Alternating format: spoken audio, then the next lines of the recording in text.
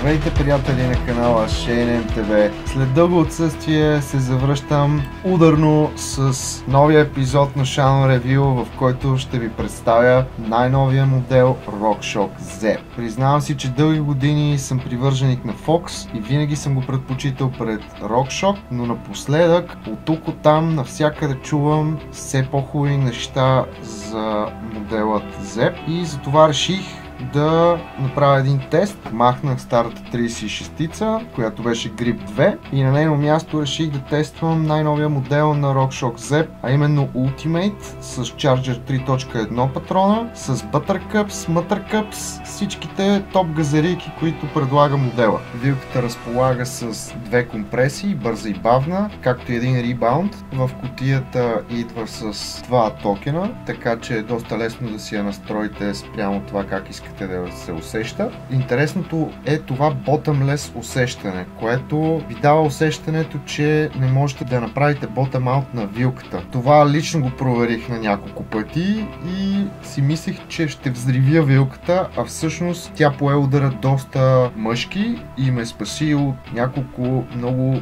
мръсни ситуации. Oh my God!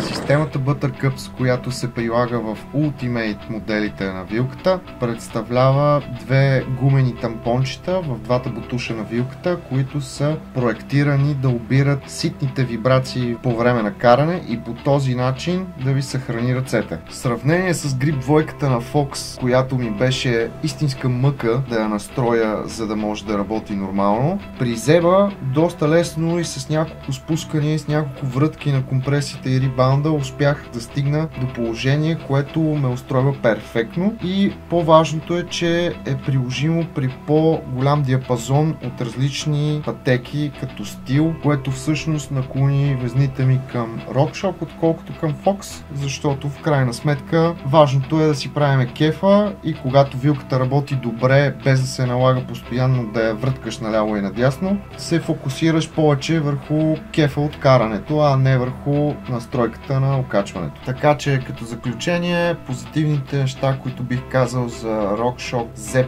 Ultimate са, че е доста лесен за настройка, работи много мазно и колкото и бой да й давате, тя държи. А колкото до негативните неща, които бих казал за вилката, няма. Кефи ме. Това е. Шанко казва да. Да не забравяй да кажа специални благодарности на моите приятели от BikeSpot, Евалата за съпорта, и благодаря и на вас, че следите и гледате поредицата ми Shanon Review, така че peace out! До следващия път! За малко да забравя. Ето ви малко шред кадри. Enjoy!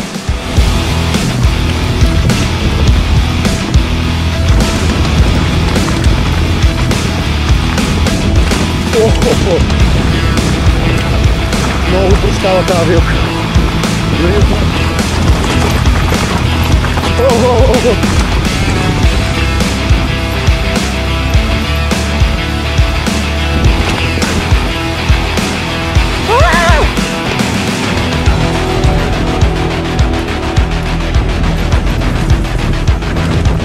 Оргазъм!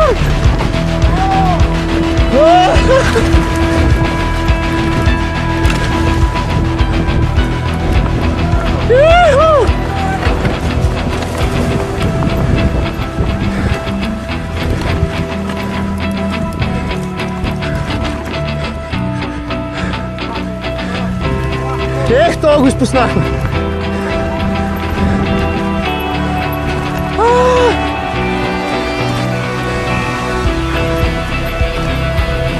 Бати якото.